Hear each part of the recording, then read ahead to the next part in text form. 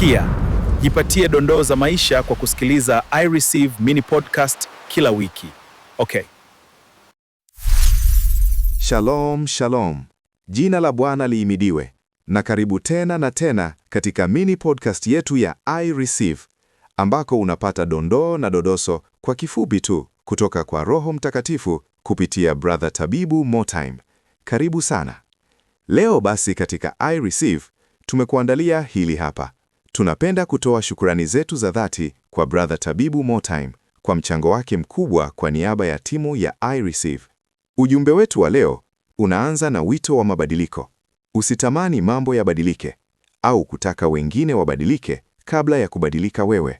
Ukweli ni mgumu sana kubadili mambo ya nje, lakini kuna uchawi wake wa kuyabadili kirahisi. Uchawi huo ni kukubali kubadilika ndani ya nafsi yako, kubadilika kimtazamo, kifikra na kiroho. Hii ndiyo tunaiita transformation au mabadiliko ya ndani. Kumbuka hili, wewe ni mtu huru kabisa. Upo sahihi kwa chaguzi zako zote. Upo sahihi kwa matendo yako yote. Usijipe mashaka. Hii ni muhimu sana kuelewa. Ukiishi kwa dhana ya kuangalia upande mmoja tu wa shilingi, utahisi hakuna upande mwingine unaofaa. Utahisi kukwama. Huu ni mtazamo finyo. Fungua akili yako. Ona pande zote. Hakika, kila mmoja wetu anatamani kuishi maisha ya ndoto yake. Ndoto nzuri. Lakini maisha sio kutamani tu.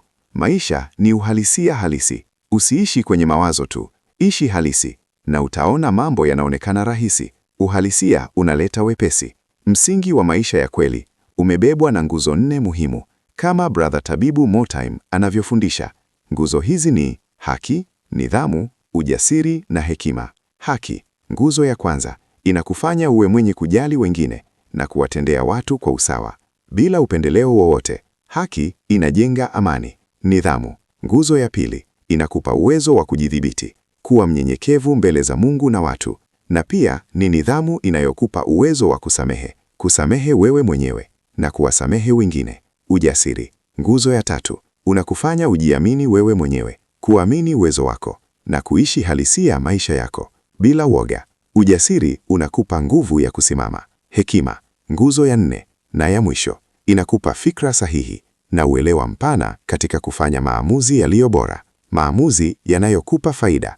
Hekima inakuongoza. Kwa kumalizia, usiishi kwa dhana ya kuwa wewe sio mkosefu. Ukamilifu ni wa Mola pekee. Kumbuka hili, mwenye hekima analia na wenye huzuni na kucheka na wenye furaha. Kuwa binadamu kamili. Amini, kila tatizo la wengine linaweza kuwa lako, na jitahidi kuwa chanzo cha furaha na faraja kwa wote. Hii ndiyo kazi yetu sisi sote. Ni matumaini yangu na yetu kwamba walau umeambulia vichache kutoka katika vingi alivyotufundisha Roho Mtakatifu kupitia Brother Tabibu Motime, na pia ni matumaini yetu sote kwa ujumla kwamba hii itakuwa ni chachu na mbegu yenye tija kwako na kwa wengine wengi uliowaalika kusikiliza nao kwa pamoja. Kwa more information pamoja na gumzo la pamoja, tafadhali usisite kuwasiliana na mzalishaji wa kipindi hiki, Brother Lati Nyankira, kupitia WhatsApp 0682 50 56 51. Twakuomba Mungu Baba yetu, utupe neema ya kubadilika ndani yetu.